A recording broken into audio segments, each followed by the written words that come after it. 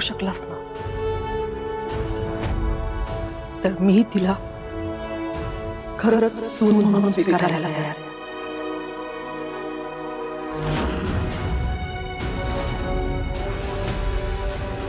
आई, खरंच खरंच तू आमचं प्रेम, आमचं नातं स्वीकारतेस?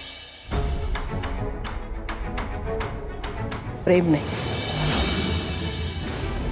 फक्त नातं. आणि हे सगळं मी माझ्या फक्त मुलासाठी करते, कारण मला माहितीये माझ्या धैर्याच्या आयुष्याची काय किंमत आहे ती.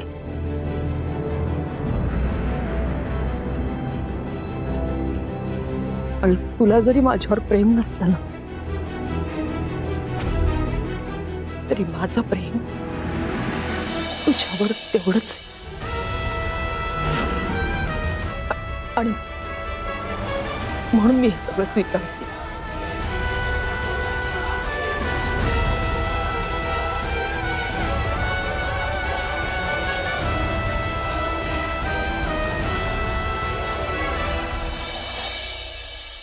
सावी, बोलताना तुझ्या डोळ्यात जी काय आशा असते ना, त्याचं मला पहिल्यापासूनच लय कौतुक वाटत आलंय बघ.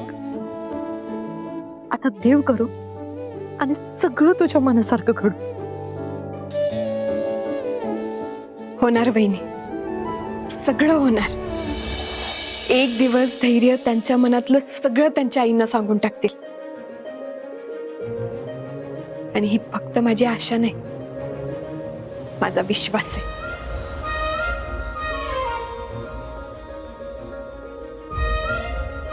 सावी, माझा विश्वास आहेस तू, आणि माझं प्रेम सुद्धा. आणि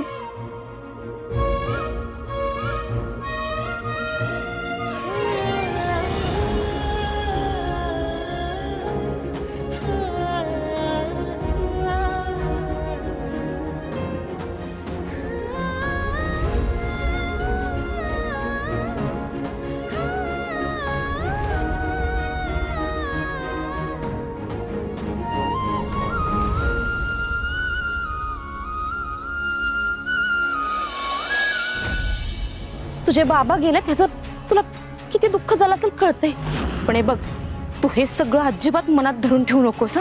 त्यामुळे तू तुझ्या एका जवळच्या व्यक्तीजवळ जा आणि त्यांच्यापाशी जाऊन तुझं मन मोकळं कर.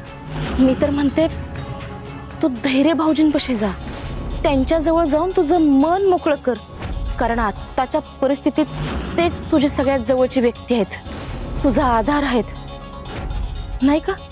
बाबा